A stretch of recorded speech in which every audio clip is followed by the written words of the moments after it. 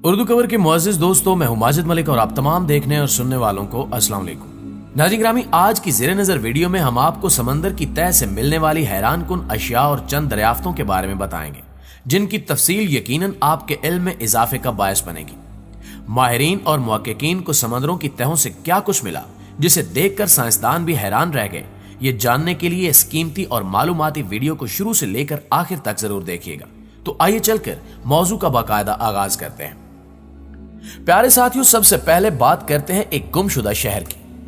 माहिरीन ने चंद साल कबल समंदर की गहराई से कदीम मिस्री शहर दरियाफ्त कर लिया, जिसके मुतालिक उनका कहना था कि इस जगह आने वाले सैलाब की वजह से यह पूरा शहर पानी के नीचे दफन हो गया। वक्त गुजरने के साथ साथ यह शहर भी तारीख की किताबों से गायब हो ही रहा था कि अचानक इसे एक मरतबा फिर दरियाफ्त कर लिया गया। सन 2000 में माहिरीन ने इस शहर को मिस्र के अलेक्जेंड्रिया इलाके से दरियाफ्त किया। माहिरीन के मुताबिक इस शहर का नाम हैरिक्यूलिन है। यह शहर अपने दौर का एक बहुत बड़ा शहर था, लिहाजा इसके सभी हिस्सों और अशिया को अभी तक मुकम्मल दरियाफ्त नहीं किया जा सका। इस पर अभी भी काम जारी है। इस शहर का जिक्र कई कदीमी किताबों में भी मिलता है, मगर यह शहर कैसे दुनिया की नजरों से ओझल हुआ, यानी इस शहर का खात्मा कैसे हुआ, इस बारे में तारीख खामोश है। साइंसदानों का मानना है कि आज से कमोबेश 1200 साल पहले इस जगह सुनामी या सैलाब आने की वजह से यह शहर समंदर में गर्क हो गया। रिसर्च के दौरान इस शहर से माहिरीन को कई ऐसे खजाने मिले हैं जिनके बारे में उन्होंने कभी तसव्वुर भी नहीं किया होगा। उन्हें यहां पर बड़े बड़े पत्थर के मुजस्मे और तख्तियां भी मिली जिन पर मुख्तलिफ नकूशो निगार कुंदा किए गए थे। इतना ही नहीं, बल्कि इन्हें इस शहर में से कई बहरी जहाज, सोने के सिक्के, जेवरात और इस तरह की कई कीमती अशिया भी मिली है।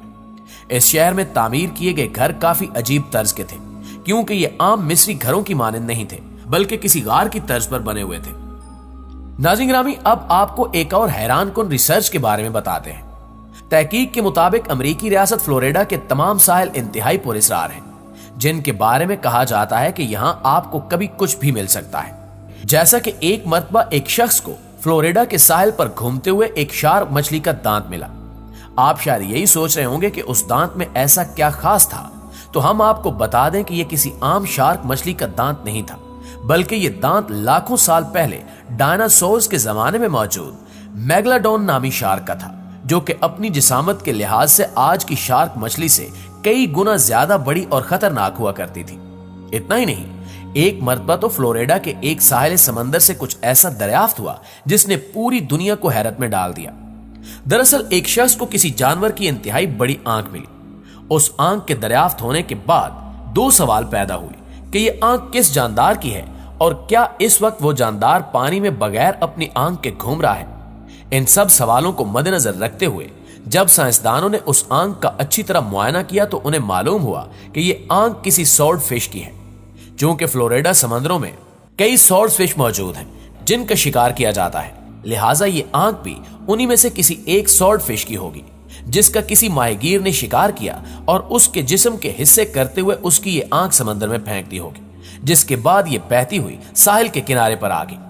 नाज़रीन ग्रामी, अब हम आपको जिस मछली के बारे में बताने जा रहे हैं, शायद इससे पहले आपने उस मछली का नाम तक ना सुना हो। इस मछली का नाम और फिश है। आज तक इस मछली को बहुत कम अफराद ने देखा है, क्योंकि ये मछली दीगर आबी मखलूक की तरह सतह समंदर की बजाय समंदर की अंदोनाक गहराइयों में रहना पसंद करती है। इस मछली की जिसामत की बात करें तो ये एक स्कूल बस से भी ज्यादा बड़ी हो सकती है। इसके अलावा ज्यादातर सिल्वर रंग में इसे देखा गया है। इसकी इन्हीं खूबियों की वजह से कहा जाता है कि अगर ये मछली आपको अपनी जिंदगी में एक मरतबा भी समंदर के किनारे नजर आ जाए तो आप निहायत खुशकिस्मत इंसान हैं। जापान जैसे मुल्क ने इस मछली को अपने कल्चर का हिस्सा बना रखा है। जापान में इस मछली को व्योवा सोकोनाई के नाम से पुकारा जाता है। जापान में इस मछली के मुताल्लिक कहा जाता है कि कोई भी मुसीबत आने से पहले यह मछली इंसानों को आगाह करने के लिए साहिल समंदर पर आती है, जबकि जापान में कुछ अफराद इस मछली को मनहूस करार देते हैं, क्योंकि जापानियों का मानना है कि जब भी यह मछली जापान के साहिलों पर नजर आई तो इन पर कई तरह की बड़ी मुसीबतें जैसा कि सैलाब और जल्जले वगैरह नाजिल हुए। 2011 में जब जापान में सुनामी आया था तो सुनामी से कबल दर्जनों और फिश को जापान के मुख्तलिफ साहिलों पर देखा गया था। ताहम साइंस हमेशा इस बात को रद्द करती आई है, क्योंकि साइंस ऐसे फलसफों पर नहीं बल्कि हकीकत और तजुर्बात में यकीन रखती है। लिहाजा साइंसदानों का कहना है कि और फिश किसी भी खतरे के मुतल्लिक कोई भी इशारा नहीं देती, बल्कि ग्लोबल वार्मिंग की वजह से समंदरों के पानी का दर्जा हरारत बढ़ने की वजह से ये मछली साहिल समंदर पर आती है। अब इस बात में कितनी सच्चाई है, इस बारे में अभी तक कोई कुछ नहीं कह सकता। मुअज़्ज़िज़ दोस्तों, अब बात करते हैं अंडर वाटर स्कल्पचर की। जैसा कि आप जानते हैं कि मुजस्मे अक्सर औकात अजायब घरों में ही देखने को मिलते हैं, लेकिन क्या आपने कभी समंदर की तह में रखे गए मुजस्मों को देखा है? अगर नहीं तो एक नजर इन पर डालें। ये मुजस्मे निहायत खूबसूरती और महारत के साथ समंदर की तह में रखे गए हैं। ये मुजस्मे आपको सिर्फ कैरेबियन सी में ही देखने को मिलेंगे। इन मुजस्मों को जैसन टेलर नामी एक आर्टिस्ट ने 2006 में तामीर किया था। ये सभी मुजस्मे निहायत खूबसूरती के साथ तराशे गए हैं, जो कि बनाने वाले की महारत को जाहिर करते हैं। दर हकीकत ये एक पानी के अंदर बनाया गया पार्क है, जिसका नाम कोरोनाडा स्कल्पचर रखा गया है। इस पार्क को बनाने के बाद इसे दुनिया भर के कई टीवी शोज में भी दिखाया गया। मौजूदा दौर में इस पार्क के अंदर 75 से भी ज्यादा इस तरह के मुजस्मे मौजूद हैं। इन सभी पर कई तरह के डिजाइन बनाए गए हैं। मसलन इस पार्क में एक मुजस्मा साइकिल चला रहा है, तो एक औरत पार्क के बैंक पर बैठी अपने मोबाइल फोन पर बात कर रही है। इतना ही नहीं, बल्कि इस पार्क में कई मशहूर शख्सियात के मुजस्मे भी मौजूद हैं।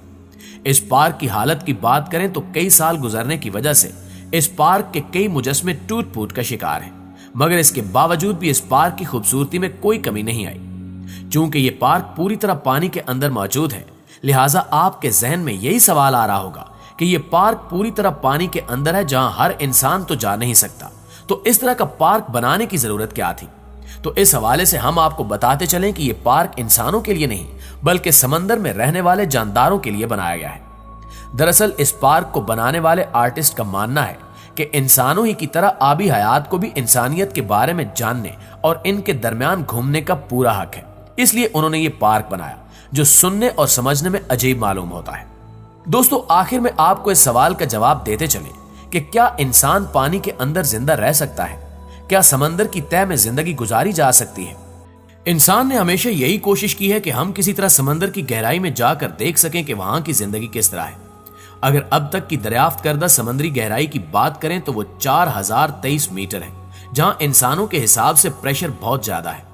ये तकरीबन 14 सीमेंट से भरे हुए ट्रकों के वजन जितना हम पर प्रेशर होगा। अब शायद आप ये सोच रहे होंगे, तो इतना प्रेशर पड़ने की वजह से तो हमारी मौत पक्की है। लेकिन हम आपको बता दें कि हमारी मौत की वजह ये प्रेशर नहीं होगा। दरअसल हमारी मौत की वजह कुछ और होगी। जैसा कि हमारा ज्यादातर जिस्म पानी से बना है, इसलिए पानी में ज्यादा देर रहने से हमारे फेफड़ों में मौजूद ज्यादा गैस कंडेंस या कंप्रेस हो जाएगी, जिससे हमारी दर्दनाक मौत वाक़ई हो सकती है। जी तो मुअज़्ज़िज़ दोस्तों, आज की वीडियो में बस इतना ही। वीडियो कैसी लगी कमेंट करके हमें जरूर बताइएगा। इंशाल्लाह आपसे मुलाकात होती है अगली वीडियो में। तब तक अपना ख्याल रखिए। अल्लाह निगहबान।